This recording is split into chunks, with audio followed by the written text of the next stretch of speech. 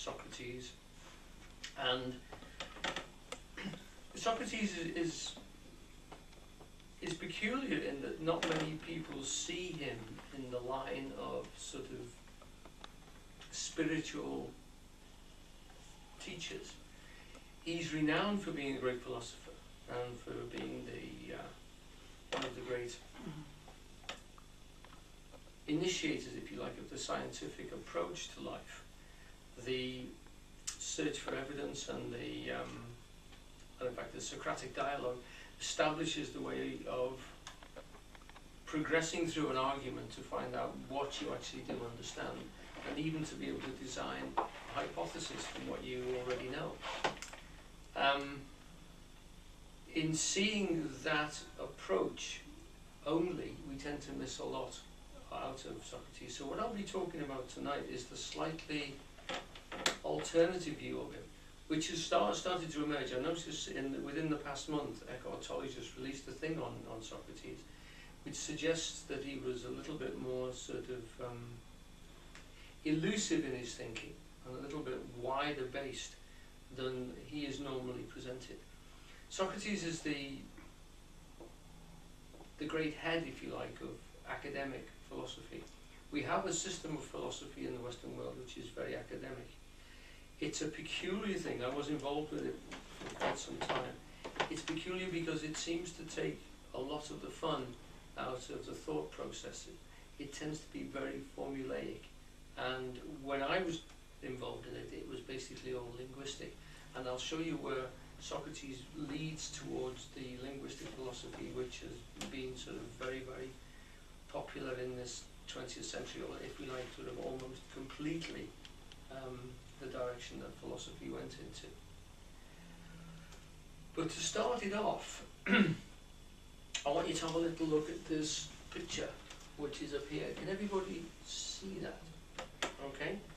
So I'm going to move just a little bit and draw your attention to this time scale. We're starting about 600 years BC and we're running up to 300 BC, and we've got the Greek philosophers. They're not all of them by any means, but what we've got there are the ones which I'm hoping to sort of include into this talk tonight, and to mention that we're talking about a period of 300 years, and we're talking about a period which, strangely enough, seems to have been seminal in a lot of the work that we talk here. We've talked about, within the past few months, we've talked about Buddha and the Upanishads, the I Ching and Lao Tzu. And just to put them on the same time scale, they're just written above. Zoroaster and the Upanishads, around about 600 BC. Buddha, around about 500. Mahavira, about the same time, thought to be contemporary. The I Ching and Lao Tzu, about 450 BC. Socrates, Aristotle. We actually live in a society which pays a great deal of service to these three here, to such an extent that Aristotle has still got books out which are the primers in certain subjects. A few years ago I was involved with a group of people that were writing scripts. Aristotle wrote a book 350 BC called Ars Poetica, or the Art of Poetry, which is the standard writing text, and people are still using it for writing scripts. He tells you all about sequencing, he tells you how to put the story in, he tells you how to direct and create tension. He has all sorts of metadrama and things like this which he conceals tells you how to conceal, and how to write literally a story that catches people's attention. And it's still in use now. There aren't many textbooks which are still used like that. And Euclid, Euclid's his Elements was written about here. Actually, it was written in the Alexandrian Library, so it's here about 300 BC that Euclid wrote his Elements, which again is a textbook still used by mathematicians today. So we're talking about people who formulated ideas from which we haven't really, well, we've certainly not left them behind. That's one way I'd like to put it. There was a very famous philosopher of the turn of the 20th century, Whitehead, and he said that all of Western philosophy can be considered to be a footnote to Plato. In other words, we're still talking about the issues he raised.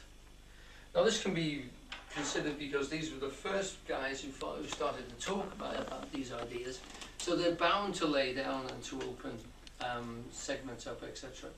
But the form of analysis and the way to argue and the way to describe thought processes is literally formed by those guys along that bottom line there. We're going to talk about how it's sort of progressed. But if you look at that and place it in that other level here with the other books we've talked about in this past year, well, certainly in the past 6 months we've covered those guys. This has been called the great leap of being. And if you include, maybe go a little bit further on to Christ, you've got literally the great seminal religion teachers. Doesn't include Muhammad, he came quite a bit later on, but certainly in that group there we're talking about human beings really starting to come to terms with who are we, why are we here, and what are we doing. And they're growing out of tribal systems, superstitious systems, and systems of, if you like, God worship, which were not questioned in any sense. The people we're talking about here are questioners. The top line as well as the bottom line.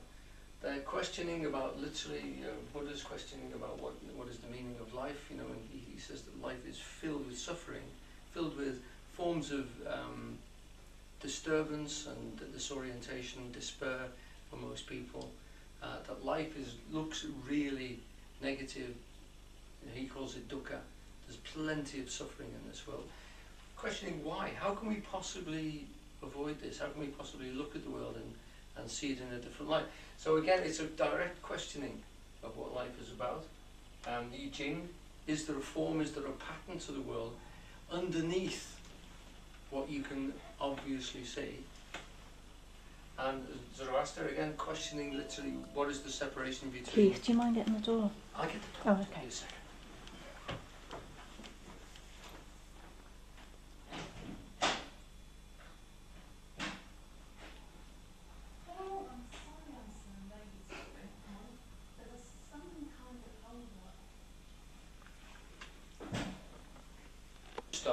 We've started on the sort of timeline here.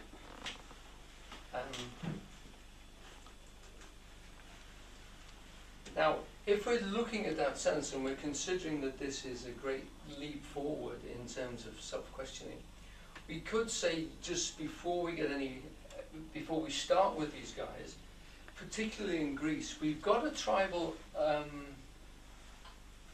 and religious system that is literally starts sort of 500 years before that, which is the Eleusinian Mysteries. Now they were a mystery religion which was deeply significant in Greek thought. Alongside these characters and beyond, the Eleusinian Mysteries continued, and they would be enlightening, as they would call it, literally making people see over, is the actual word that they used, ordinary life, by a ritual which seemed to create, it was based on the myth of Demeter and Persephone, going down into the underworld and coming out of the underworld back into life. And from what we know about it, because it was a mystery, and if you spoke about it, you were killed, and several people were tried and found in, murdered because of the fact that they'd revealed the mysteries to people. But from what we can gather from the images and from the stories of it, it was about the fact that there was a ritual which involved some form of death-like experience. It may have involved drugs, because from what we get, I couldn't print the picture out. I was trying to picture it just literally before we came out, because I thought it was very well worth mentioning. It seemed to suggest that there was a way of taking people into a death-like situation and then bringing them back. And the basic form, which we don't know for sure, but people seem to be suggesting, because it's the myth of Demeter, and her daughter Persephone is taken down into Hades, and she is spring, she is summer, sorry, and while she's down in Hades, no food is being produced. So the god Zeus says to Hades, you have to allow her to come back up. There's a negotiation. And so for half the year, summer's with us, and the other half of the year, she's down in the bowels of the earth. Now, this myth is considered to have been the root form of a system which was purely of ecstatic experience of the world, which may have been based on ergo.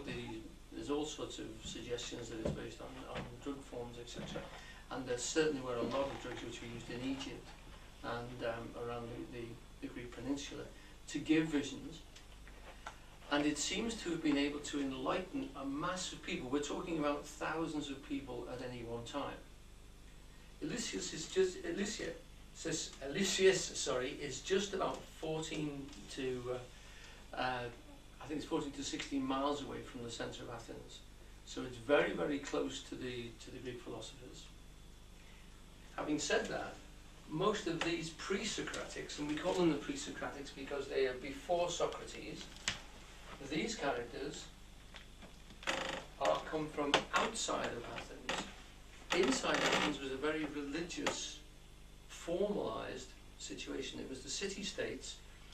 Inside the cities were very much civilized in the sense that there were very clear rules about law and order. These people were questioning the religion which was the basis of Greek society.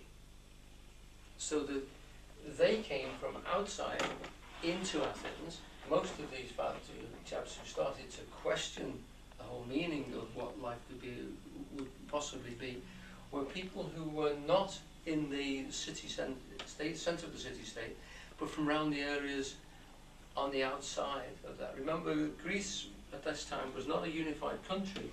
It was a group of people who had a similar language form, and it was formed of city-states. Sparta was another one. And these chaps here came from Miletus, which is on the coast of Attica. These people would be out in the sticks. So they were Greeks by language and by racial inheritance, but they weren't countrymen, if you like, because Athens was rather the way we would think of a country. So if you have that sort of idea in your mind, you'll be able to realise that this questioning came out and then went towards Athens because they started to realise that these people were asking important questions. Okay? Another thing which I want to point out, because what's nice about getting the full timeline, if you can, we mentioned these characters and the great sort of leap of being. I think it's a fellow called Wegeler who coined that phrase of the leap forward in being. If we actually place Alexander here, Alexander the Great, we can say that there you have a Greek-speaking king, emperor, who conquered right the way across to India. So that if we place him about here, we can say that these ideas and these characters here were from about that point onwards not only just starting to trade, but definitely starting to intermingle. And by this point here, they were under the same emperor. Now, the route that we find that is fascinating here is when about, I think it's 330 BC, when Alexander conquered Egypt, he established the libraries. We tend to think of him, certainly if you've seen the modern films about Alexander, as quite a bit of a lad. But we forget that wherever he went, he established librarians in the libraries that he conquered to copy all their books.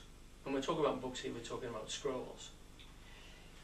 Here at Alexander, he was only at Alexander for a matter of months, but he established the centre of his empire and began to found a city. The original Egyptian city was quite a few miles away, and he started up this enormous city, and he built a library there which was filled They say during the first fire they lost 40,000 books, and it was less than a tenth of the library. Okay, it was burnt on several occasions. It was finally lost about 300 BC, 300 AD, sorry, and when the final nail in the coffin was with the Christians, because all this information was considered to be pagan. It was, whether it was destroyed deliberately or whether it was literally just turned out. There's an old tradition that when the Islamic hordes actually sort of swept in, they burnt all the things, because if it was the truth, it's already in the Quran. If it isn't in the Quran, it isn't worth having. So in either case, you don't need to keep it, was what it was said. So it dissolved. We don't know exactly what happened with it. But one of the interesting factors of that is those books literally, as scrolls, seem to disappear. A lot of them were copied by monks, Christian monks, and stored. And in the 14th century, the Medici actually realized that what they had tucked away in monasteries all around the Western world were scrolls, some of them in Arabic, because the Arabs had realized that these kind of guys were writing down formulas, they were writing down mathematics and systems for controlling the world, which were extremely effective.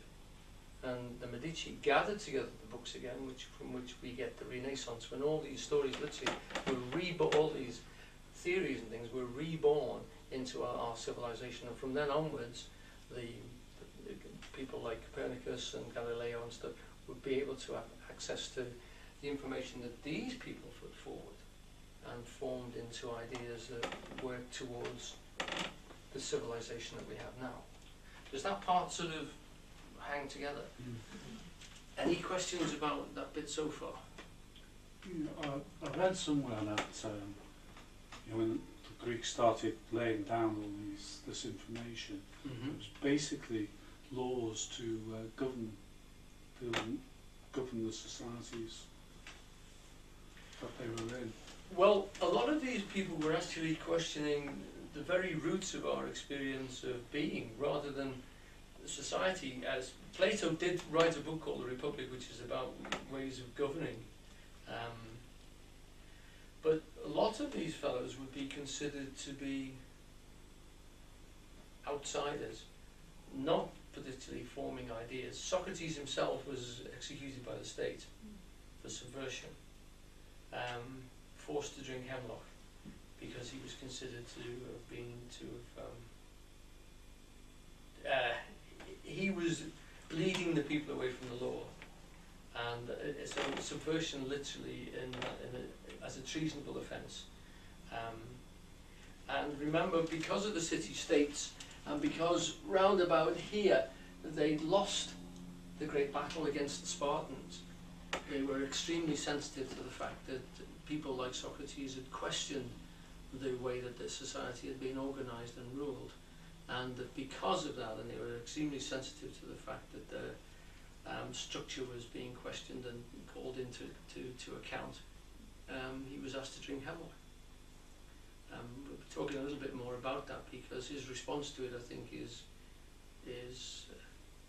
quite different to the one you would expect human beings to make to an establishment of execution. So if we think of them as outsiders, we can think about the fact that these people were more like sort of, I'd nearly said builders then, but they're certainly like farming characters. They had access to, I would say, the sort of equipment we have in the homestead for actually analysing the world. Most of our analysis of the world around us is done by forms of assisted scrutiny, like microscopes, telescopes, etc. We can look at the world which is quite different to the one that they had. We can analyse things by breaking them down into smaller and smaller parts, and then with magnification we can look at them. We're not very clear as to what sort of level of lens they had. They certainly had discovered lenses, and they were working on those, and they knew the laws of refraction, etc. But So their analysis was based largely on what we would consider to be pure reason. They would work out what had to be true. This raises several points. These guys here, I mean, Pythagoras we know for the great inventor of the theorem. Well, essentially, that's called into question whether that's his theorem, etc., but it certainly bears his name. But he was fascinated by the fact of what number could tell you about the world. We're going to go onto the sheet in a few moments, but the essence of what I'm going to try and say is that in trying to look at what the world was made of, these characters here, with slowly increasing sophistication, began to say there is a pattern underneath the world. Now, the world we can see seems to be governed by rules, and they would put those down to, it's almost like a magical thing. They revealed number to be able to predict things. Certainly in the passage of the stars and things, this was not a new idea. But that in other areas, number was proving to be dramatically able to describe the way the world worked. And number, as you will understand, and the laws of science are not directly observable in most cases. You really have to knock the world about to find out the numbers that govern it. You know, you have to analyse it quite clearly. So they started out informing. I mean, they discussed whether or not the water was what the world was essentially made of, not the water. The world was essentially made of. One person suggested that it was made of water, one great philosopher. Another one suggested that it was made of fire, Heraclitus, and we're going to talk a little bit about him. But what they're trying to do is to, by essentially reason and looking at what they could manipulate about the world, finding out what it could possibly be made of. And these ideas sound very simple, but if you put yourself into a situation where you can't analyse with microscopes, etc., you haven't got electric and the systems which can actually attack the structure of the world very directly. All you've got literally is hammers and things like this. What are you going to reduce it to? Well, they came down to essential forms of the earth. Was it water, earth, air, or fire? You know, they actually came down to the analysis of the different formal structures. Could everything be made out of water? Well, certainly it does form itself into solidnesses. You know, it forms itself into ice, etc. It's flexible. It does change into steam. It becomes very air-like at certain points of it. So is that the basic bedrock that everything else is made out of? Or, you know, so lots of people were saying, actually, no, there's many different types of things. The word atom was actually coined by philosophers at this time, saying that it's made of tiny particles, little bits of several things, and they're analysing and trying to work it out. So, although it sounds quite primitive, if you allow them just the fact that they were working, starting from literally the open suggestion that perhaps everything is made of one substance, or everything is made up of four substances combined very subtly together, or maybe there are thousands of things and they're aggregated. The world originally was mixed up of tiny thousands of particles of lots of different things, and slowly they've separated out into human beings, etc. Or lead has been slowly separated out from aluminium, etc. All these processes in them are their sort of theories coming forward to explain literally how the world works. If you look at it that way, you find that they were really fascinating, the things they came up with and the suggestions and how they reasoned it. And what emerges from that is what you can say and what you can't say, and what is logical and what isn't logical to follow on. And that came out of the fact that they literally used to argue, and they worked out the ways of argument. Okay? So, I'll pass these sheets amongst you, and we'll take it from there. Go.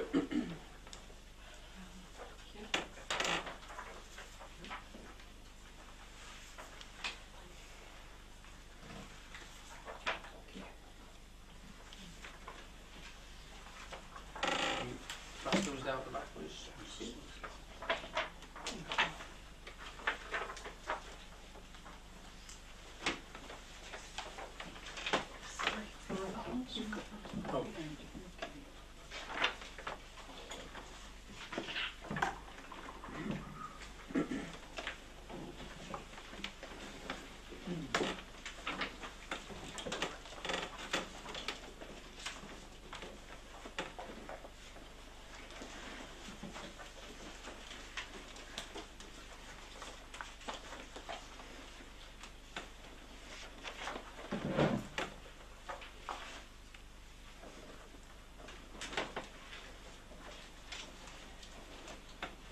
to miss out the top coat there for a moment and start with the pre-Socratics.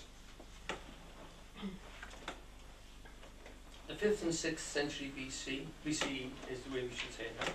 The pre-Socratics discussed and examined the nature of the world. Where does everything come from? What is it made from? How can we explain what we find in nature? Can we describe it mathematically and geometrically? These are the forms of inquiry which really were accessible to them, and they took them to a highly refined point. Little bit here about Xenophanes. Xenophanes explores an important new pattern of explanation. Again, what he explores is a way of thinking. X is really Y, where Y reveals the true character of X. In other words, something could actually be something else, or a different way of describing it, which reveals more about its character. So you could, by examining something, even just philosophically, discover more about it.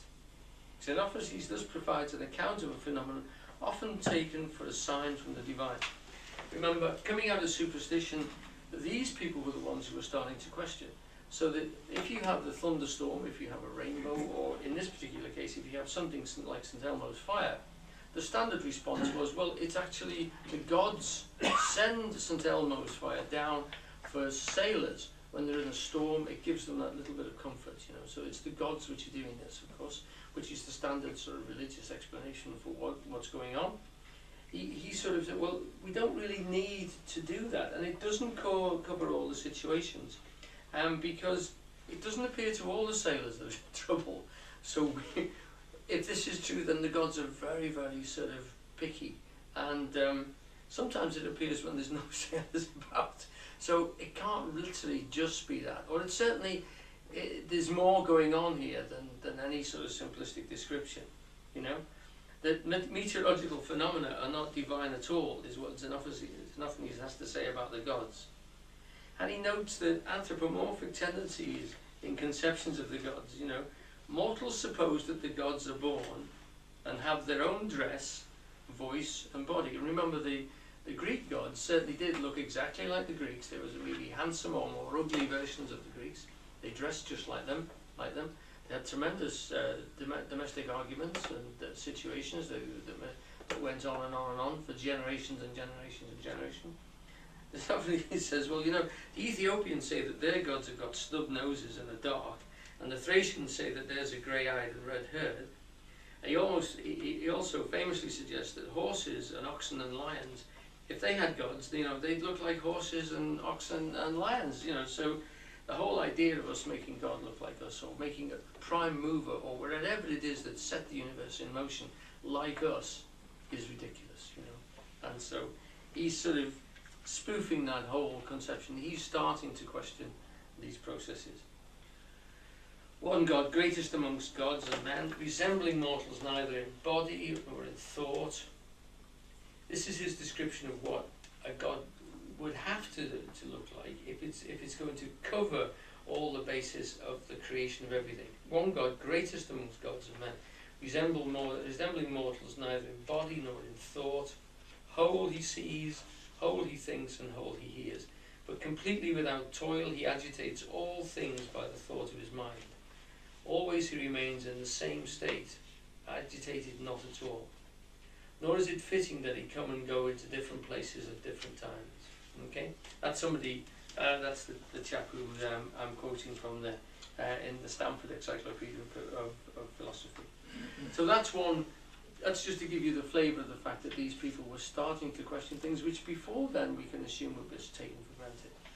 You know, that these were things that you had to literally pay lip service to, even if you and not question. If you were to live within the city-state, if you were to live within that particular social group. Then comes a really fascinating guy.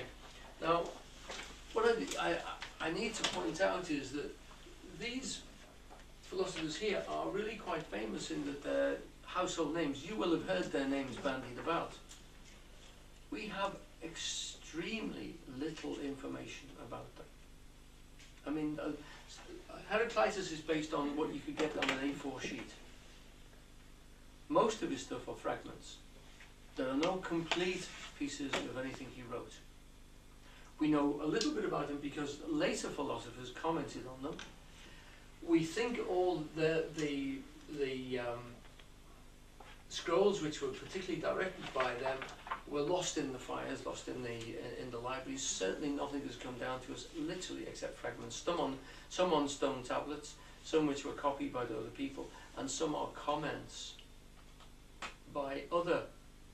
Empedocles actually brought a copy of Heraclitus and gave it to Socrates in the marketplace and said to him, "Have a look at that." And Socrates is supposed to have said, "I think it's extremely good. There are nuggets in that. What I can understand of that, it's wonderful." We haven't got that text that he read. All we know is that he read it. So we've got some very pithy statements by Heraclitus. We've got some wonderful stuff, but not the whole thrust of his argument. We don't know where he was taking the statements that he made. He was the one who suggested that the whole universe could be made from fire. And we're assuming by that he meant energy rather than literally the fire that you'd have in the stove, etc. But we don't know. But it's certainly fascinating stuff. Famously obscure, accused by Plato of incoherence and by Aristotle of denying the law of non-contradiction, Heraclitus writes in an aphoristic style. In other words, he writes in little proverbs. His paradoxical claims presenting difficulties to any interpreter. Nevertheless, he raises important questions about knowledge and the nature of the world.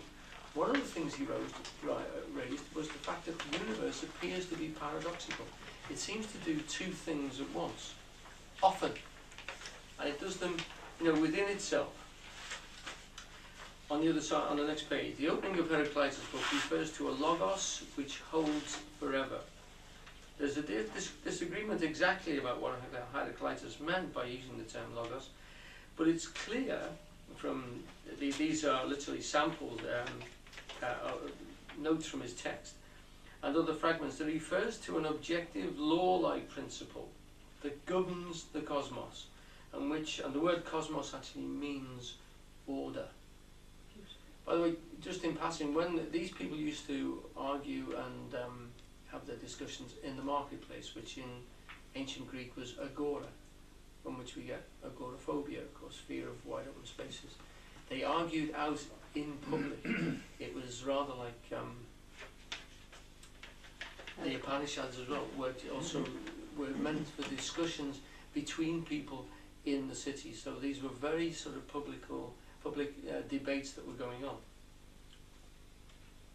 There is a single order that directs all things. All things are one. This order is divine and is sometimes connected by humans with the traditional gods. It is both unwilling and willing to be called by the name of Zeus. Again, these are the quotes directly from Heraclitus, from the fragments. Just as Zeus is in the traditional view, controls from Olympus with the thunderbolt, so this single ordered system steers and controls the whole cosmos from within. The sign of the unchanging order of the eternal system is fire. Just as fire is always changing and yet always the same, so with Logos, that embodies the order and rules all things. Interesting concept, Logos, because it's suggesting that there is a pattern behind the whole behaviour of the world. Now, to us, we're quite familiar with the fact that maths largely rules our lives. Geometry largely rules our lives. The shape of things and the numbers and the quantities of things are formed into patterns and formulae which are recognized now as the underlying laws of the universe. These were the characters who were slowly establishing this and noticing that it's paradoxical, that what looks chaotic and disordered, when you analyze it, you can find that there's a pattern to its behavior. One of the other great things that he said is that the universe actually seems to thrive on strife. It constantly fights itself, and in fighting itself, it refines itself, perfects itself, and then moves on. and that we must take into account that the contradiction within itself and the way it fights itself is the way it grows, and that's the true nature of the universe. Okay? The plan or order that steers the cosmos is itself a rational order. This means not only that it's non-capricious, that means it doesn't just leave about and do any old thing, but it's intelligible, in the sense that humans can, at least in principle, come to understand it. It is also an intelligent system. There is an intelligent plan at work, if only in the sense of the cosmos working itself out in accordance with rational principles. Now, the point that fascinated one was the fact that you could find this order with quite a bit of examination. You could find out the maths behind things, if you like, and the geometry behind things. And that human beings had this natural ability to discover it. That in some way we participated in this logos, this logic, because we could understand it. You know, animals show no signs of doing this. We seem to have a godlike quality inside us that we can reason. And this reasoning shows us the deep structure of the way the world works. So if you really get into it and get stuck into it, it's amazing what you can find about things. Particularly the chaos seems to dissolve into order, which fascinated them. You know, the closer you look, the more organized it is. Those who would speak with understanding must ground themselves firmly in that which is common to all, just as a city does in its law, and even more firmly, for all human laws are nourished by one law, the divine, for it rules as far as it wishes and suffices for all, and is still more than enough. What he's saying here, by the divine, he's assuming that whatever it is that set the universe in motion, I mean, they talk about the prime mover, the first thing that set the whole thing going, was a godlike principle. What its form was, as we come across from Xenophanes, what its form was, what it looked like, no conception at all. It was something that set the thing moving. Whatever it was divine because it was eternal. Something in the argument must kick the whole process off. There must be something which was there before everything else. What that was, they were quite prepared to hold very, very loosely. It could be fire-based, it could be water or something, but there was something in which everything else seemed to be made of. Does that make sense? Mm-hmm. You can understand their reasoning that goes from this, and why they were fascinated to try and thrash out just what the hell it was. You know? Heraclitus is not claiming that human prescriptive laws must harmonize with divine law, but he is also asserting that divine law encompasses both the universal laws of the cosmos itself and the particular laws of men. The cosmos itself is an intelligent, eternal, and hence divine system. Eternal means divine. We come across that in Socrates as well.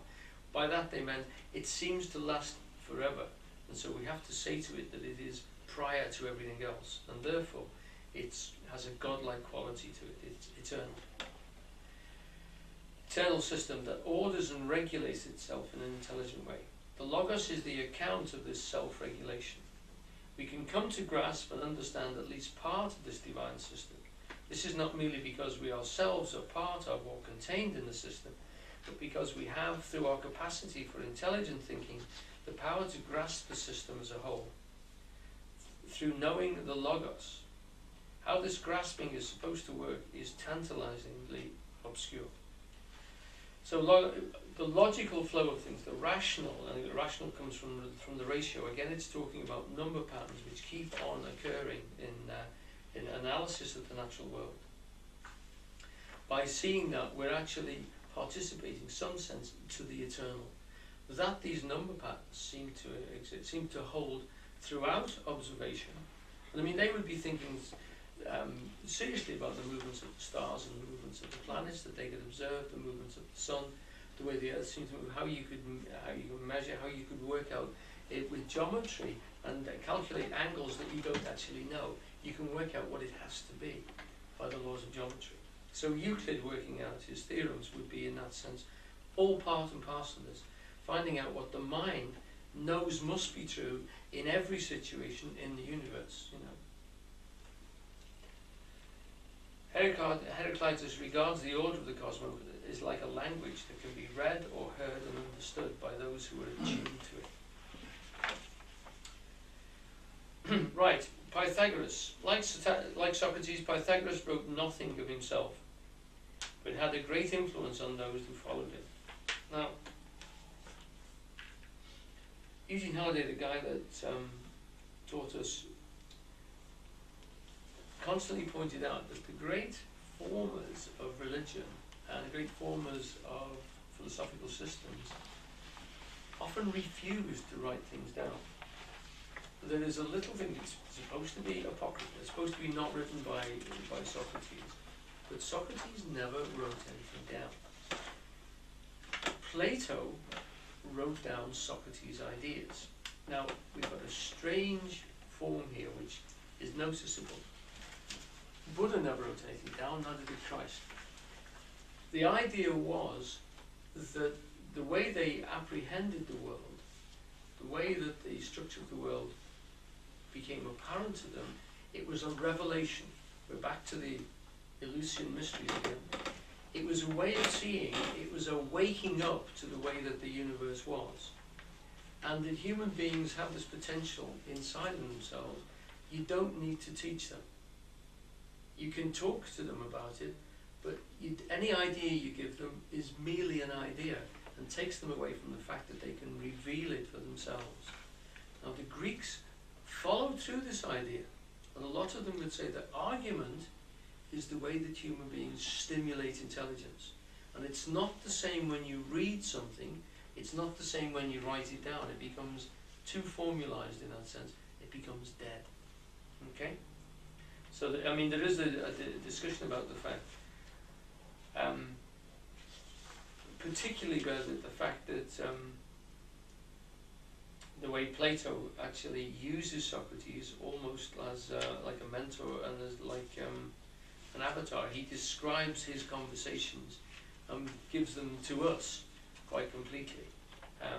With someone like Pythagoras, again, when we say he wrote nothing, it might be also the fact that nothing survived.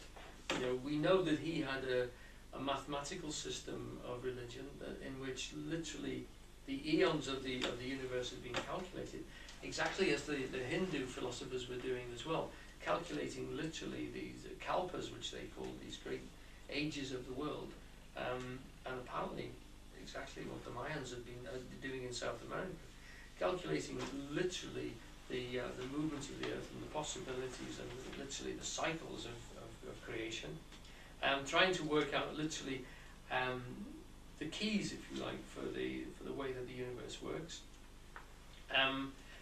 But we do know that Pythagoras was taken very seriously by later Greeks. Xenophanes and Empedocles all talk about him. Heraclitus mentions him, and that he's mentioned in many Greek plays by people like Socrates and stuff. It wasn't just the philosophy that were lost. I mean, most of the books were written. The reputations of a lot of these Greek philosophers are based on what other people said about them.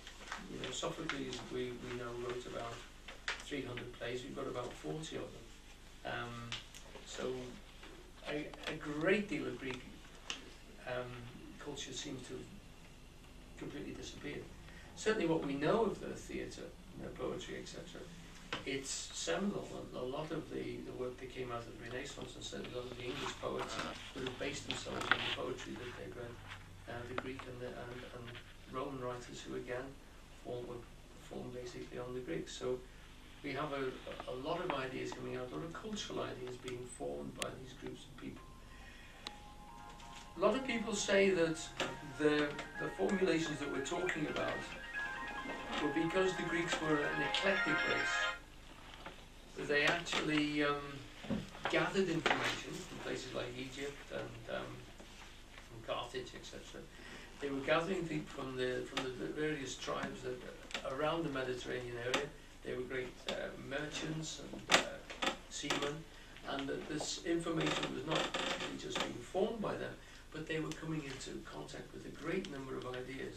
Greece was a maritime crossover point. Lots of people passed through it, and they were being shipped from one side of the known world to the other. So it would be a place where ideas were being discussed and being brought forward, and openly sort of theories would be questioned and considered.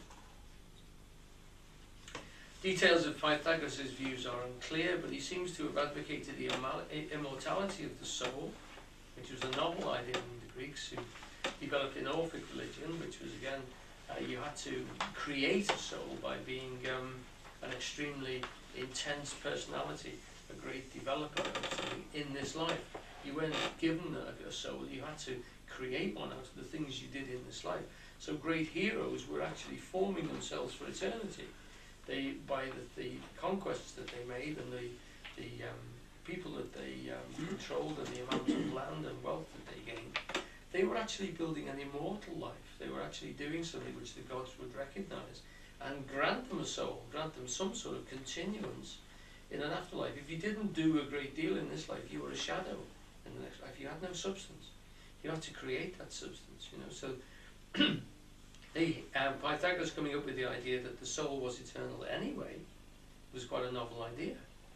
Pythagorean writers after his own time stressed the mathematical structure and order of the universe. This is often attributed directly to Pythagoras, primarily because of the geometrical theorem that bears his name, but recent scholarship has shown that the evidence for attributing this mathematically based cosmology to Pythagoras himself is convoluted and doubtful. In other words, with all these characters, because we are literally working on fragments, and in this case we're working on hearsay, we don't really know what Pythagoras was getting them, but we know that people later on thought that his system of numerology, his system of number analysis, and the way that he defined the world was fascinating. And it was of a religious order. It was presented as a religion rather than just as a scientific approach to reality. Right. Following on from that, we need to look at the problem that we have with Plato and with Socrates. We have two characters here. Plato was Socrates' student. Socrates died when Plato, we reckon, was about 20 to 22. Socrates never wrote anything down. Plato wrote all of his philosophy as if it was Socrates that was saying it. We've got a great deal of Platonic ideas. These are not fragments, these are complete books, and they are presented in a dialogue form, so that the dialogues will be named after the person that Socrates is talking to, but they are written down by Plato. So in each one of the dialogues, you'll get, it's called a theatus, or it's called a catalyst, because he's talking to Catullus, or he's talking to Theaetus about a series of ideas. Socrates was the, if you like, the protagonist. Plato is the one that writes it down. We know that some of the ideas are basically they're Plato's, because Plato's Republic, etc. It's still written as if it's Socrates who's talking the ideas. But so many of the ideas we think must be purely by Plato. Some of them we assume are Socrates, but we don't know. It could have been an extremely clever ruse by these characters to create the fact that the subterfuge, if you like, that Plato actually had no ideas of his own, and that everything he spoke was Socrates. Don't forget, these parents were constantly being persecuted by the Greek authorities.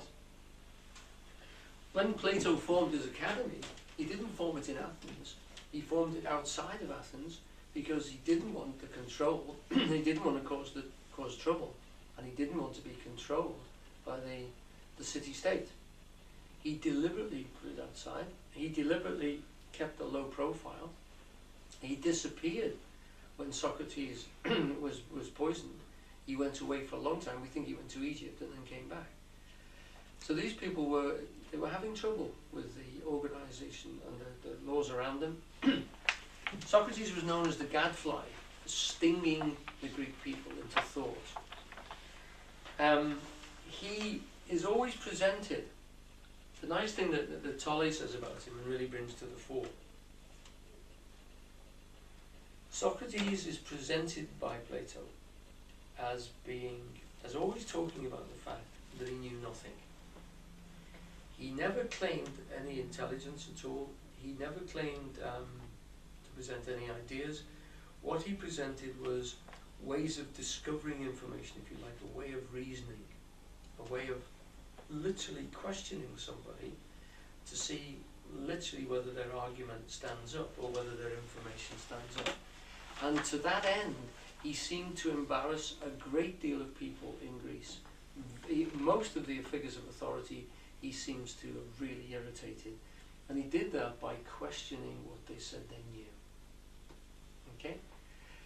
So powerful is it that philosophers have taken this over because it seems a very good way of establishing information and understanding. Okay?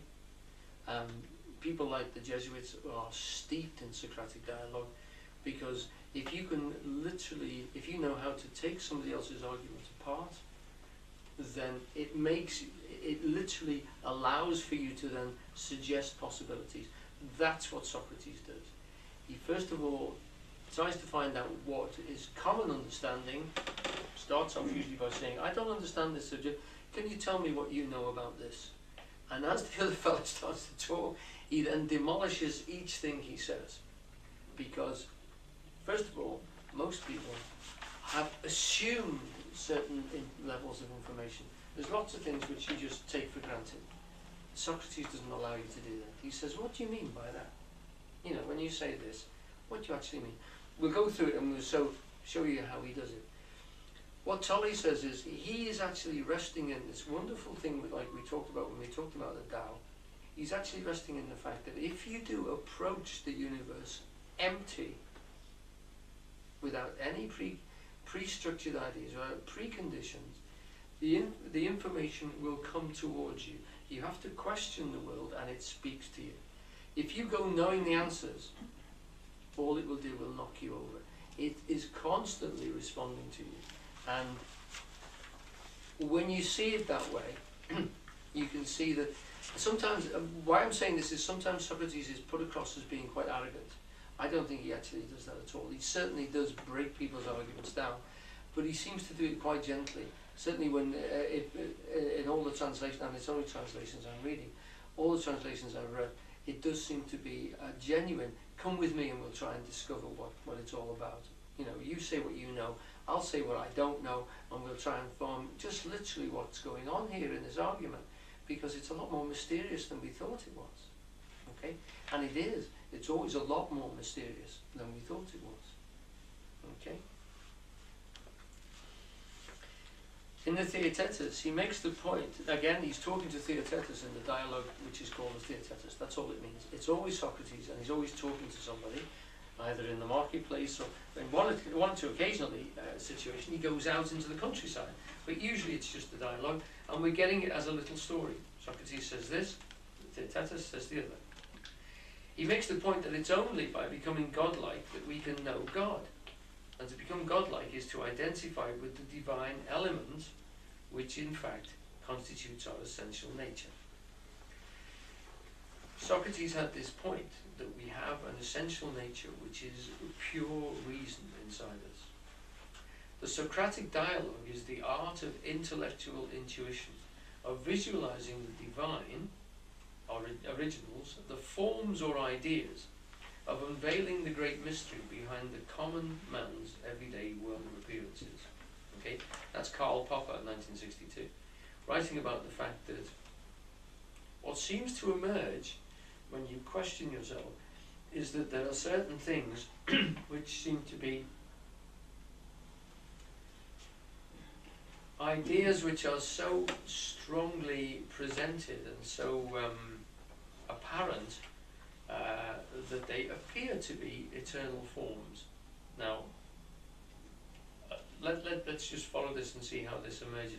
It sounds very, very mystical, but it is quite surprising the way it appears.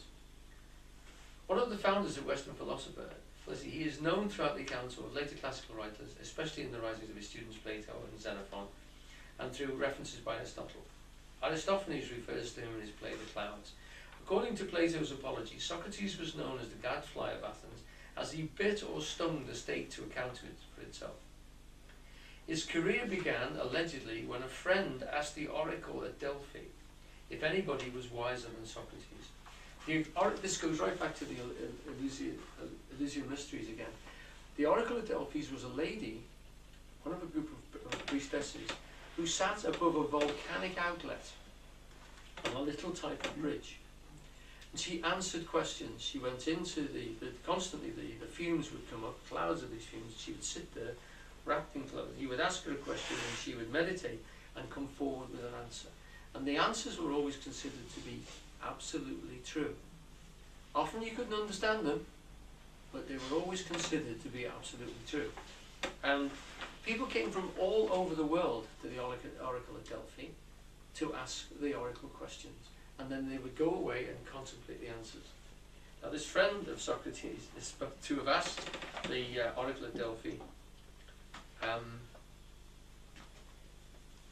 where am I? If anyone was wiser. If anyone was wiser than Socrates.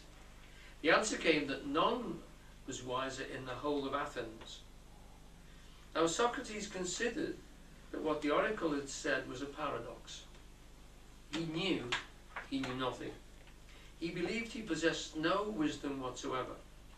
To test the riddle, he questioned men considered wise by the people of Athens, statesmen, politicians, poets, just to refute the oracle's pronouncement. In other words, again, and this could be a pure metaphor, it's just he must have been very annoying, but he's trying to prove that these people are more intelligent than him. Or the other way of putting it, he said, if I know nothing, and I'm the wisest man in Athens, all these other people must be pretending, which is a wonderful way to put it. The only way to prove it is to get into dialogue with them, to question them and see what happens. Okay? This questioning is the Socratic dialogue. It's a devastating tool for analysing thought processes and is the essence of Socrates' contribution to ideas. It reveals all hidden assumptions.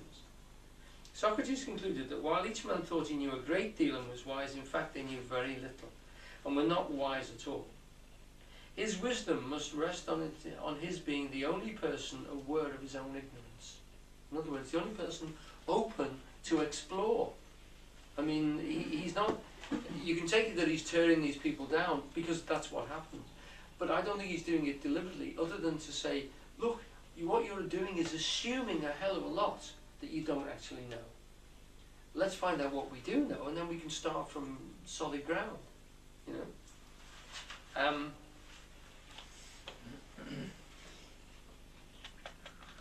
Socrates' paradoxical wisdom made the prominent Athenians and the arguments he publicly questioned appear rather foolish, turning many against him and leading to accusations of civic wrongdoing.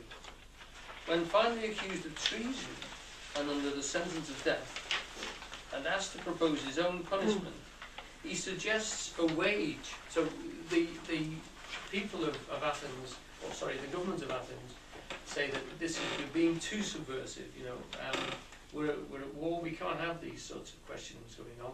People have to follow orders, and they have to just believe everything we say and get on with it.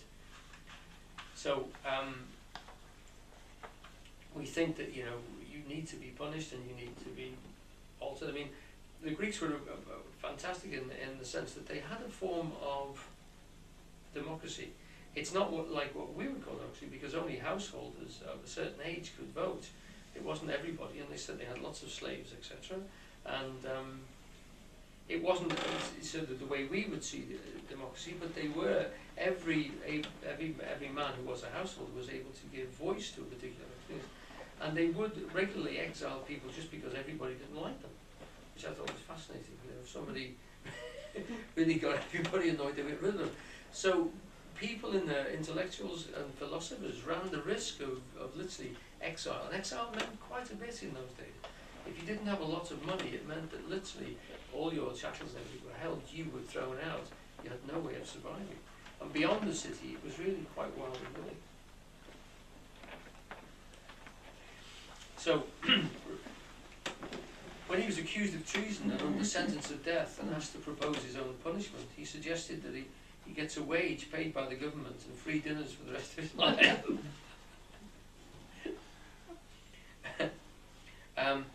to finance his time, because he considered that he was Athens' greatest benefactor. He was found guilty and he was of corrupting the minds of the youth of Athens and not believing in the gods of the state, and thus he was sentenced to death by drinking hemlock. According to Xenophon's story, Socrates purposely gave a defiant defence to the jury because he believed that he would be better off dead. And that explains how Socrates would be glad to circumvent the rigours of old age by being sentenced to death, and that Socrates also wished to die because he actually believed that the right time had come for him to die. He also said that living in Athens all his life, and it is Athens that had created him, and for him to deny their judgment on him would be to become a foreigner in his own land. So because he'd lived there all his life and he'd taken the money and he'd ate the food, he'd been part of this culture, if the culture had said that he should die, then who was he to argue against?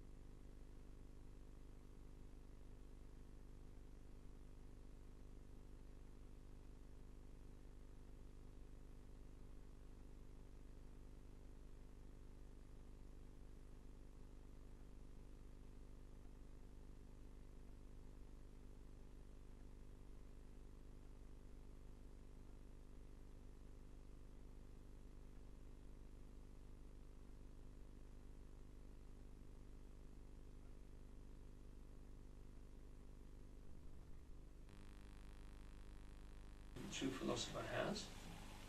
If he fled Athens, his teaching would fare no better in any other country, as he would continue questioning because it was part of his nature. And having knowingly agreed to live under the city's laws, to do otherwise would have caused him to break his social contract with the state. In other words, that when you live in a state, you make a contract with it, they protect you, you live inside their things, you agree to obey the monarch or the government in that system. And to deny that would be to break his end of the bargain. And to that point he was prepared to go. But then, I mean, other commentators say, and he didn't want to grow old, and he could see that this was an easy way of getting out of it. The full reasoning behind his refusal to flee is the main subject of the Crito. Again, Socrates discussing things with Crito. Socrates' death is described in Plato's Phaedo, which is again a discussion of Socrates talking to people. Socrates turned down the pleas of Crito to attempt an escape from prison. After drinking the poison, he was instructed to walk around until his legs felt numb. After he lay down, the man who administered the poison pinched his foot. He could no longer feel his legs. The numbness slowly crept up his body until it reached his heart. Shortly before his death, Socrates speaks his last words to Crito. Crito, we owe a rooster to Asclepius. Please don't forget to pay the debt. Asclepius is the Greek god for curing illness, hence suggesting that death is the cure and the greater freedom of the soul from the body, or the escape from tyranny.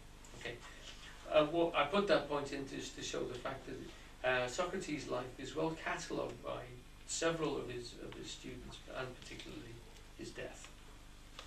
Okay. How are we doing for time? It's 8:45. Right. So do you want to break? I think it's probably getting, if you want to go and get on the fact that somebody had a go at his nose. Plato was son of a royal house, so not quite a prince, but he was given governance at certain times, and money doesn't seem to be any of a problem to him. So two completely different characters. One of the interesting things here towards this end is that we've got a dynasty. If talking in terms of generations, that generation there is extremely rich in intellectual development. Socrates had Plato for his students, as well as Xenophon and Euripides. Aristotle was studied under Plato. Alexander the Great was tutored by Aristotle. So we have there a little knot that's all sort of tied up, including this Alexandrian library. So we know that Alexander wasn't a complete meathead. He must, although he was a great soldier, he was also quite a philosopher. And a lot of the ideas which were flowing backwards and forwards would have been literally fascinating for him, so that he would literally capture other people's libraries and copy them. In the article I read, it said sometimes he gave the books back. So sometimes he didn't. Yep. And even the sailors in the Mediterranean, when they captured the ship, they would take the library, because this information was considered to be extremely valuable. And the Islamic philosophers and the Islamic mathematicians, who of course took the whole thing a stage further, it was they that developed algebra. In fact, algebra is named after a Muslim scholar. So that they took the mathematical ideas and then took them further. They added, the zero and the decimal place and stuff, and then started to manipulate figures in incredibly sophisticated manners, which then came back towards us. But before we go any go, this is the hard sell business. You know, I'm a student of Eugene Halliday, the chap who died some 20 years ago, and we still haven't stopped talking about the things he said. Daily.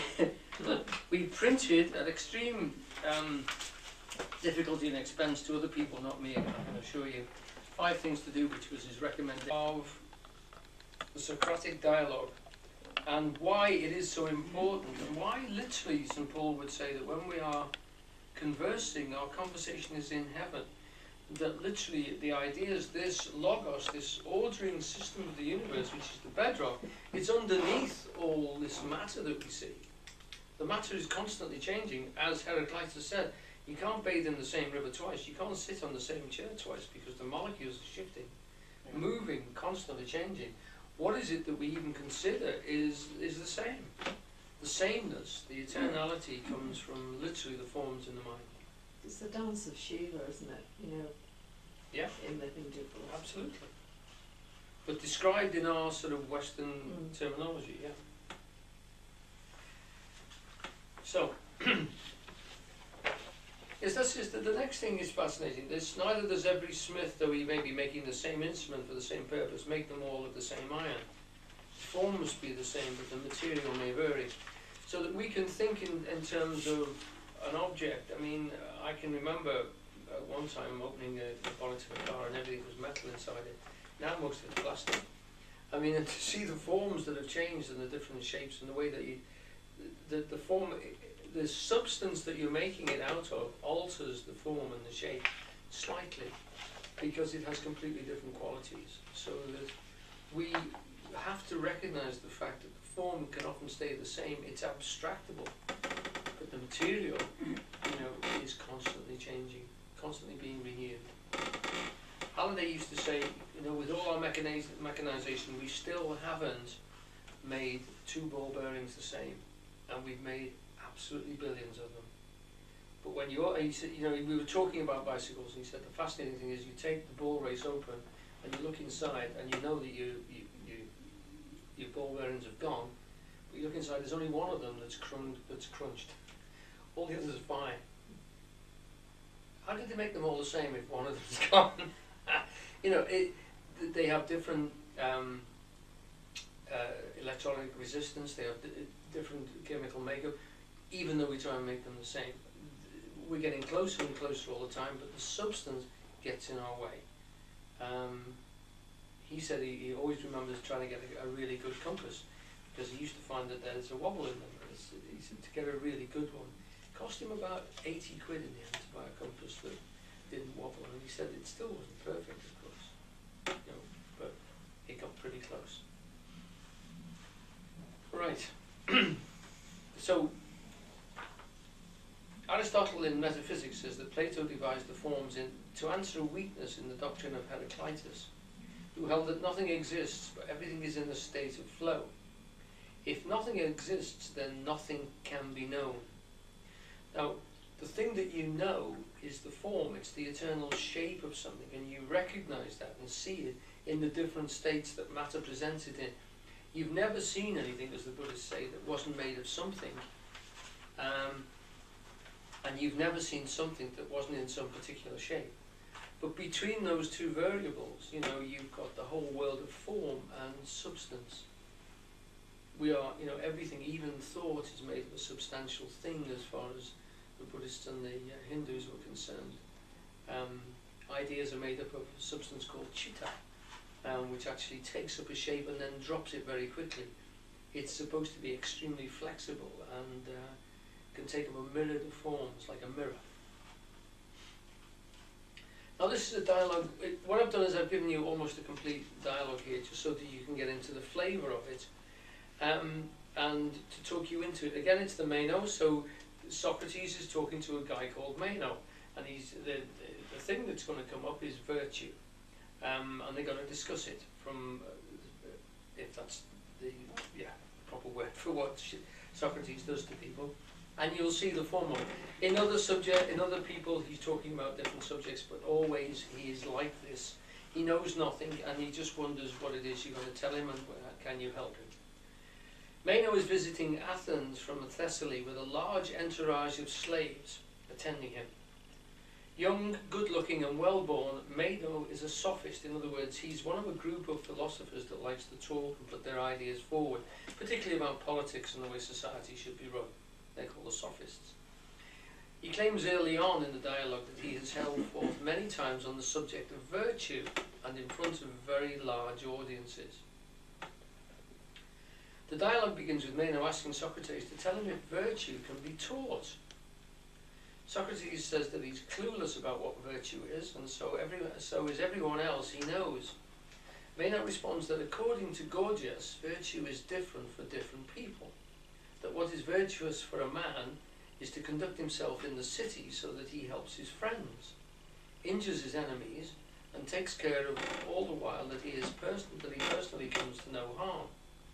So that's presumably what a standard virtuous person was in Greece. He's a virtuous man. He conducts himself in the city so that he helps his friends, injures his enemies, and takes care all the while that he personally comes to no harm. I wonder what he does in the country. The exact opposite, because he's relaxing. Virtue is different for a woman, he says. Her domain is the management of the household. He says that children have their own proper virtue, and so do old men. Free or slave, as you like. Socrates says that he finds this odd. He suspects that there must be some virtue common to all human beings. Socrates rejects the idea that human virtue depends on a person's gender or age. He leads Meno to the idea that virtues are common to all people. That temperance, sophostry, exercising self-control, and justice, dikasune, I can't say that, refraining from harming other people, are virtues even in children and old men. One of the errors that Socrates points out is that Meno lists many peculiar virtues without defining a common feature inherent to virtues which makes them thus. In other words, he hasn't described what the common is that is linking all these particular instances of virtue in the different types of people. Socrates remarks that Meno makes many out of one, like somebody who breaks a plate. Meno proposes that virtue is the desire for good things and the power to get them. Socrates points out that this raises a second problem. Many people do not recognize evil. The discussion then turns to account for the fact that so many people are mistaken about good and evil and take one for the other. Socrates asks Meno to consider whether good things must be acquired virtuously in order to be really good. Socrates leads on to the question of whether virtue is one thing or many things. No satisfactory definition of virtue emerges in the Meno.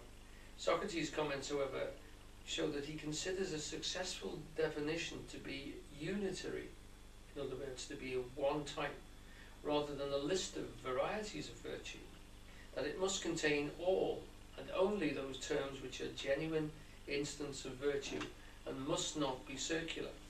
Notice again, we know what virtue is, we just can't nail it down.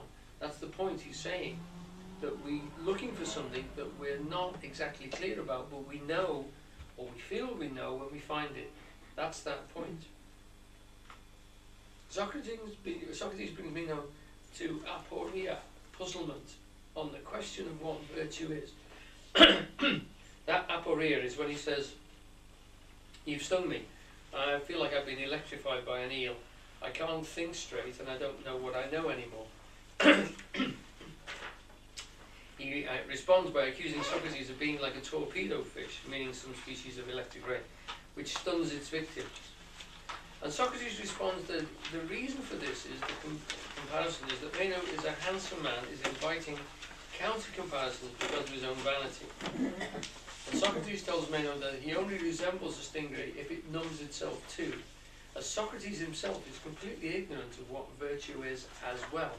In other words, he's standing with him, numb. He doesn't know what virtue is either. Meno then proffers a paradox. How will you inquire into a thing when you're wholly ignorant of what it is? Even if you happen to bump right into it, how will you know it is a thing? It is the thing that you didn't know. Now this is a very clever point here. Socrates makes a demonstration. He takes Meno at his word. And he says, well, let's do it. Let's actually see how we can arrive at something without really understanding what it is. He has the idea that all the perfect forms have been experienced by us in a primary state. He would say in heaven, but what it actually means before we were born, that we've actually got an experience or something innate in us that recognizes things. It knows the rightness when it comes across it. Socrates responds in his sophistical paradox with a mythos, a poetic story, according to which souls are immortal and have learned everything prior to inhabiting a human body. Since the soul has had contact with real things prior to birth, we have only to recollect them when alive. Such recollection requires Socratic questioning, which according to Socrates is not teaching. Socrates demonstrates his method of questioning and recollection by interrogating a slave who is ignorant of geometry. This is again the way that we can approach truth or understanding, by slowly trying to get something right and recognizing, no, we haven't got it quite right. Maybe we've got this right. Even as you would with a statue. Well, the nose is perfect now, but the ears need a bit of work. You know, so we're actually feeling our way through into something. When we're drawing something, we're trying to get it this way or that way, or when we're trying to approach a representation in any way of reality, we can sort of approach it in stages, and then slowly it will emerge, the truth, if you like, will emerge, or the best possible will emerge by this process. Socrates begins one of his most influential dialogues in Western philosophy regarding the argument for inborn knowledge. Most philosophers would say that, oh, there's no heaven and we haven't seen these forms before, but somehow we have logic inside us, which is the same thing. It's something which is innate in us. This is the thing which we have in yoga philosophy when we say the buddhi is very important. You've got manas, which is the common sense, which you look into the world and you see reality. But that doesn't account for the way you structure reality. You've got something inside you, you've got a logical structure which engages with the reality and forms it into a world. So you see things and you recognize other human beings, you recognize types of human beings. Those structures are coming down from above, if you like, from your logos, from your buddhi, and meeting your common sense and forming a world for you inside.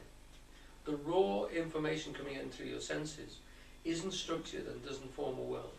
We do that, we project that world then out into the world. Does that make sense? Yeah? Yeah. Mm-hmm. You're allowed to say no, you know. Okay? Because that's quite a complicated point, to recognize that we tend to think that when we look at the world and we can see and recognize what's there.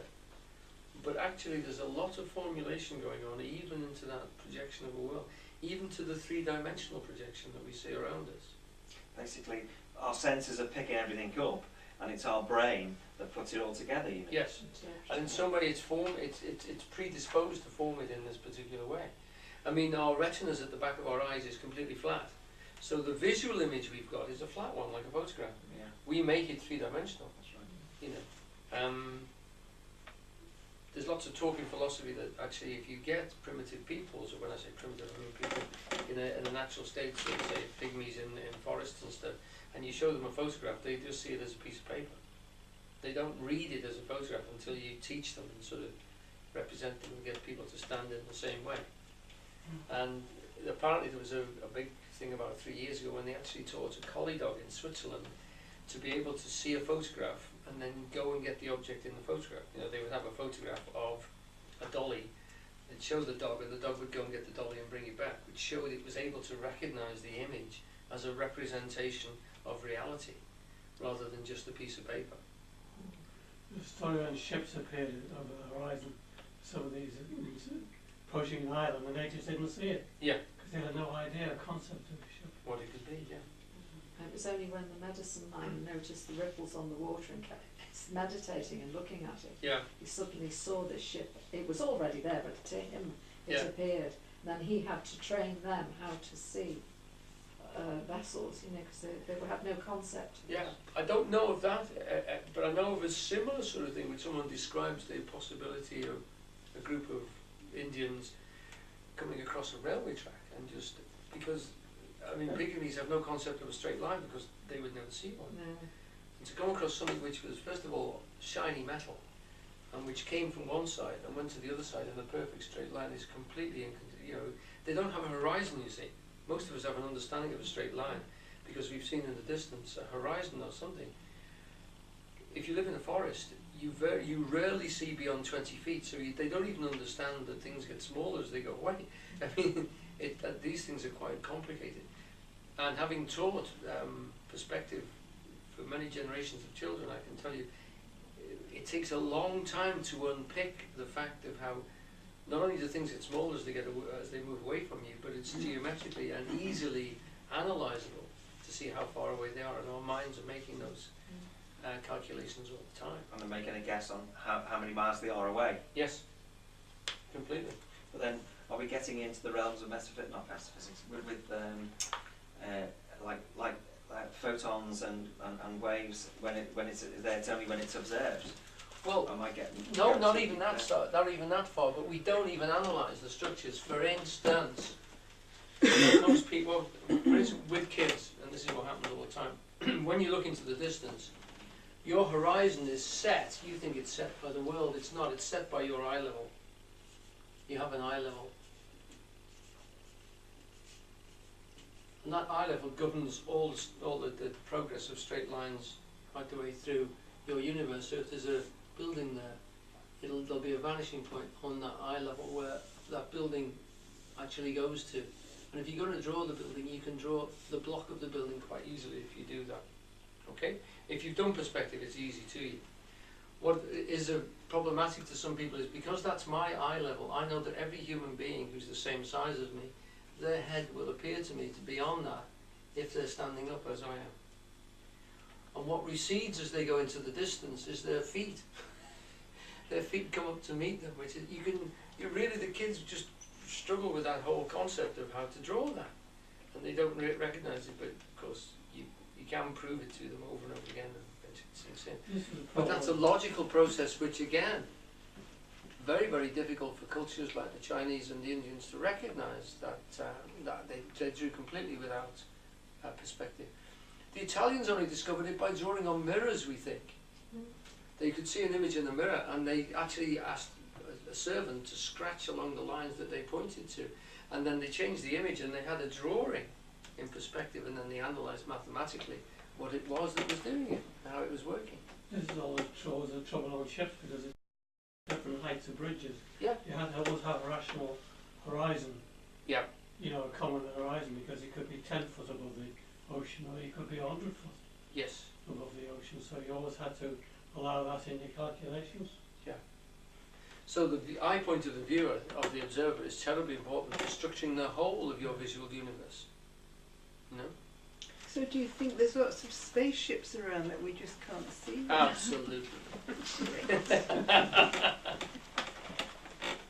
Well, I didn't see how Fiona arrived tonight. No. I've Just known opened her the a door long and she was time. there. It could have been the same way as I came on the Broomstick. Oh. Left it outside. No, I said the same way as I came. What happens to this slave? But it just Well, this is where it becomes interesting. He first of all brings a slave boy. I mean, Maynard's come from a foreign place. He's got lots of slaves around him. So he sort of establishes first of all that this slave is completely ignorant of geometry. He hasn't been educated at all. He speaks Greek, etc. He's called a boy in the dialogue, and he begins one of the most influential dialogues in Western philosophy regarding the argument for inborn knowledge. He draws a geometrical figure on the ground. By the way, the Greeks did this by working from first principles. Their measurements were quite. They tended not to measure, except consistently within itself. They tended to use what was called in geometry, in carpentry, staffs. So they would tend to, if they drew a square, they use the same lines over and over again to work out basic principles. What Socrates does in this particular case is he draws on the floor a square, like that. And I'm going to need more space than that, so I'll have to get rid of Plato for a minute and draw it up here. Excuse me, I've just realised I need more space than that. He draws the same square up here, like that. And he says, okay, that's 2, and that's 2, and that's 2, and that's 2. And he says to him, if we get the area of that, we can say it's 4 square. Okay, 4 squares, the area of that. And the lad is able to agree with that and to understand what it is coming out. The slave sort of guesses that, you know, he's got it right, and he says to him, okay. Now, by drawing geometric figures on the ground, he demonstrates that the slave is initially aware of the length of the side that must be used in order to double the area of a square. The slave guesses first that the original side must be doubled, you know, in length or so. What Plato says to him is, I want you to double the area of that square for me, please. How would you do it? And the slave says, well, first of all, I'd make all the sides twice as big. So he says, well, that's not going to work. Because if you make it twice as big, you've got, this one is now 4, and that one's now 4.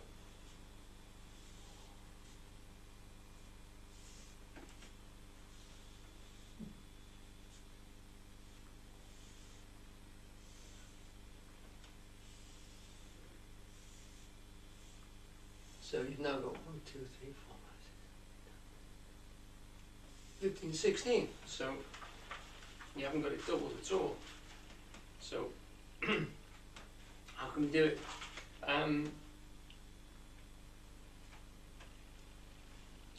Socrates then draws a second figure using the diagonal of the original square, and each diagonal cuts each 2-foot square in half, yielding an area of 2 feet.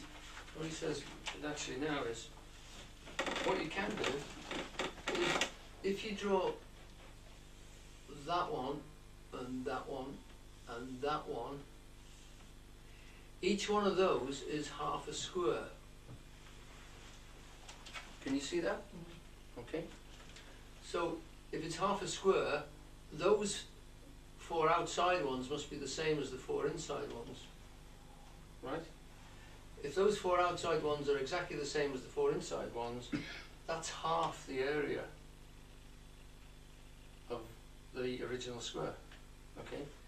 So if you want one that is twice the size of that, you just make a bigger one, which is the one which is drawn down on the diagram, you see. So he says to him, if you then draw the second figure using the diagonal of the original square, each diagonal cuts across 2-foot square in half, yielding an extra 2 feet. The square composed of 4 of the original triangle areas is 8 feet, double that of the original area. He gets the slave to agree that this is twice the size of the original square, and says that he has spontaneously recovered knowledge he knew from a past life or from having seen it somehow in eternity. In other words, this child has been able to logically follow the argument that Socrates has presented to him. After witnessing the example with the slave boy, Meno says that he thinks that Socrates is correct in his theory of recollection. Socrates replies, I shouldn't like to take my oath on the whole story, but one thing I am ready to fight for as long as I can. In a word and act, we shall be better, braver and more active men if we look for what we don't know rather than what we do.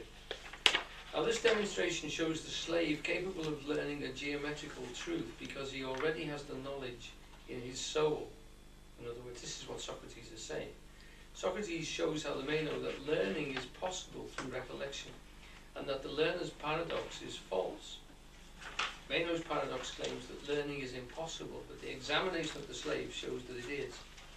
Why this is interesting is because they go on to discuss the fact that virtue is taught in academies in Athens. And Socrates says, well,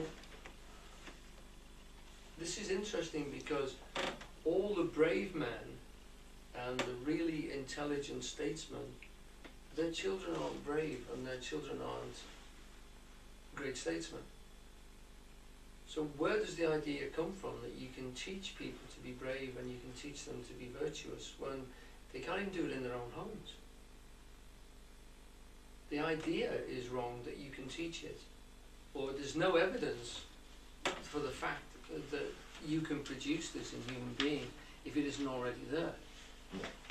So this again is something which goes against the grain as far as Athens is concerned, and for us, because we always tend to think that you can teach things to people, when Socrates is saying, well, actually, the evidence for that is quite flimsy, because people seem to have things inside of them, or they haven't. He's suggesting that there might be slaves that he brings forward that can't follow this logical argument, but most of them can. So that most of us have this logic inside us. If you haven't got it, I can't bring it out, so to speak. I'm not teaching the slave anything, I'm bringing something out of him by showing him the possibilities. He's then got to make that connection.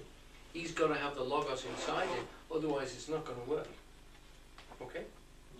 So, but if he hasn't got it inside, I can't give it to him, and I don't give it to him when I'm teaching. All I'm doing is rehearsing him and showing him how to express those ideas in a form which is geometrical. So it's already there. Yeah.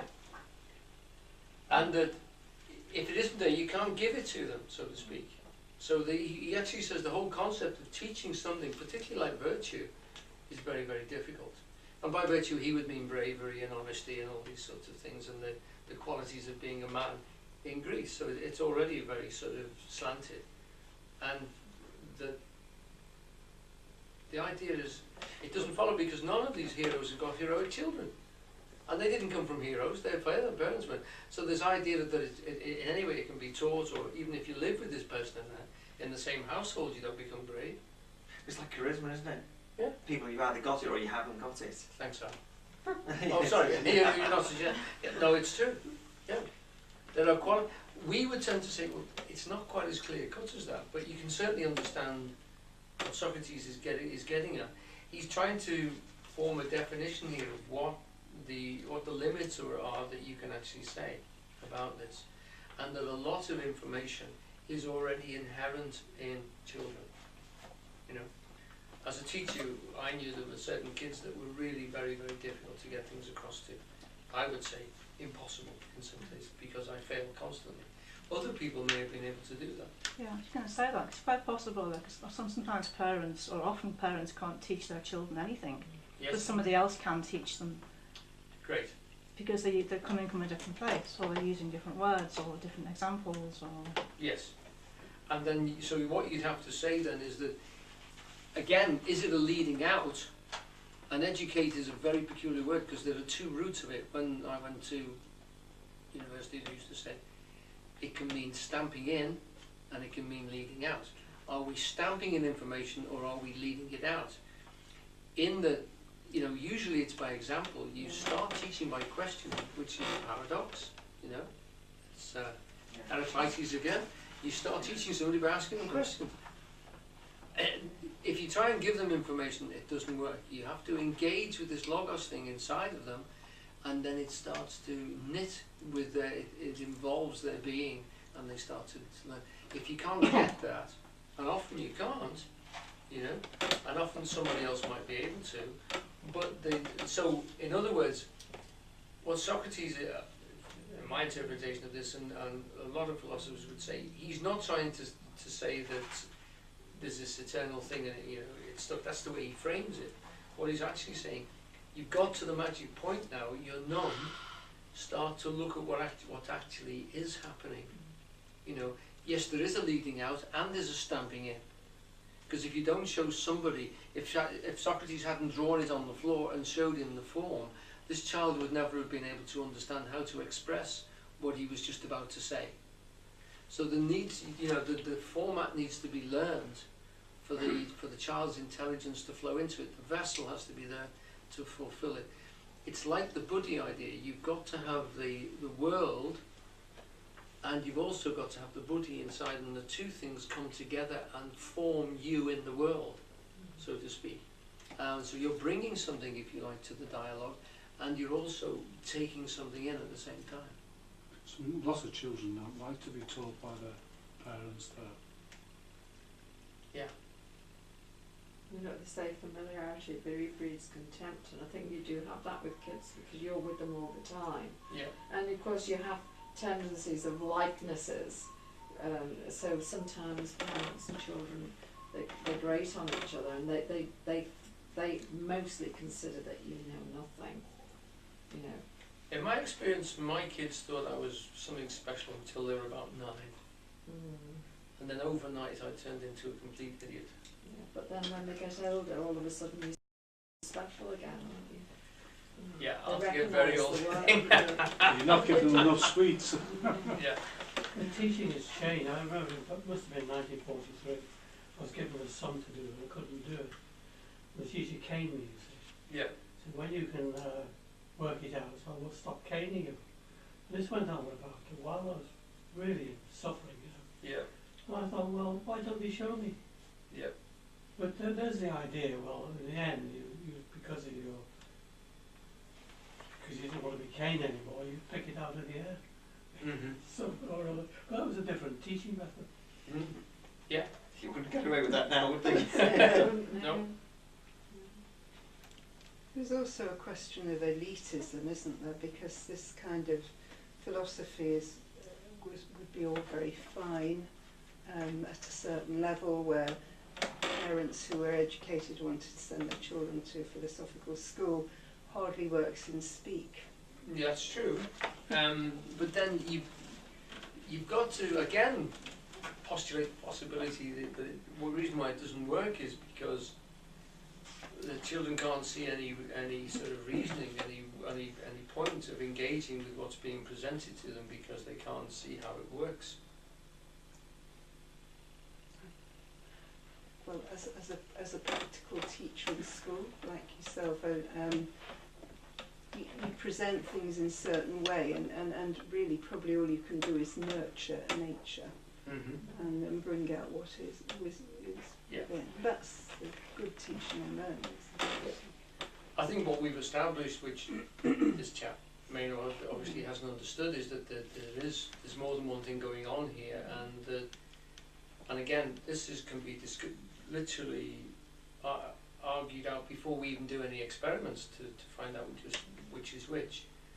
And of course, it's very difficult to do experiments with human beings. It wasn't in those days because you had slaves; you could do what the hell you liked with them. But nowadays, we have to do complex tests on things like twins and stuff that we know have been brought up separately and that were literally very, very similar. And they've got literally the same cell structure, and how different they have become can only be by things that have happened since birth, because presumably a lot of the structure is being put in as well by the ancestry that these people have got, in particular. We know that the height and stuff and intelligence seems to be follow on in families to some degree, so perhaps there are so many variables it's really very difficult to sort something out. But at least we know where the area where we need to look in. So as Socrates has said, that numbness that we got to, or that he's brought this fellow to, is one which should open him and make him more intelligent, because at least he knows that it's far more complex issue than he originally thought it was. You know, all you do is you literally show people how to do it, or give them a thump and they do it, and next time it's obvious. You know. Does he talk about why the numbness should come? Well, he doesn't in that sense, but I mean, don't forget, it's Meno that says it's like he's electrocuted. Socrates sort of says, well, I'm electrocuted too, because I'm in exactly the same position as you. I don't know what virtue is either, but I think there must be something common to it that we haven't found, so to speak. When we find that, we'll be moving forwards, you know, and then we'll be able to design things that might bring it out in children. You know, maybe it's something, a situation that the fathers had that made them brave, that we haven't been able to give to the kids, because just because the father's been bringing them up, he might not have given them the same experiences that he had when he was a child, you know.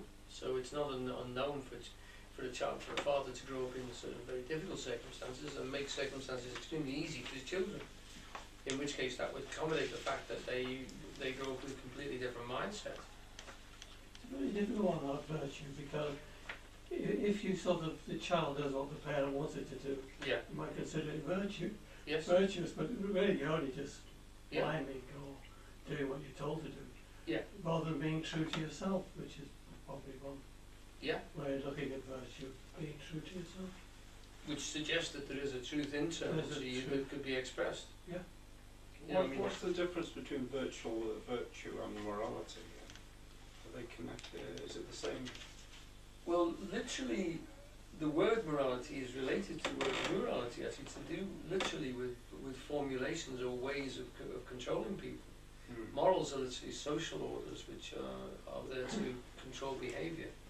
Virtue is something which you have inside of yourself, which actually often conflicts with social rules.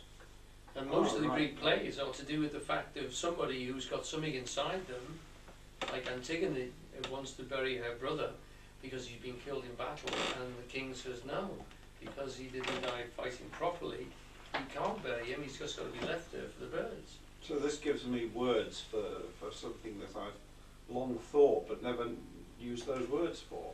Yeah. And that's that, I'll use the word morality in a broad sense, you know. Yeah. And that's that there are two sorts of morality. There's the one we all carry around with us, Yeah. which is probably different in every case and can vary over the years. And there's the other morality, in inverted commas, that we all live by for convenience, Yes. as we're banded into society, and we live by the laws of that society for mutual benefit, Yes. even though they might not totally, well, almost certainly won't totally agree with our...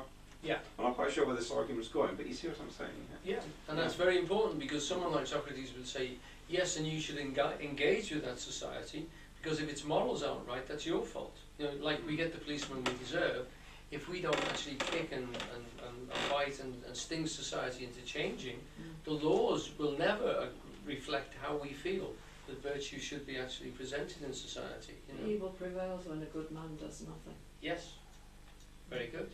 Yeah, and the time to start is when you first notice that, hang on, that doesn't really represent the way I feel about this situation. And again, that we all have rules which are remarkably similar virtues. Usually, it depends really who we consider to be human or not. I mean, what they found literally in social experiments in the past sort of 40 to 50 years is that if you want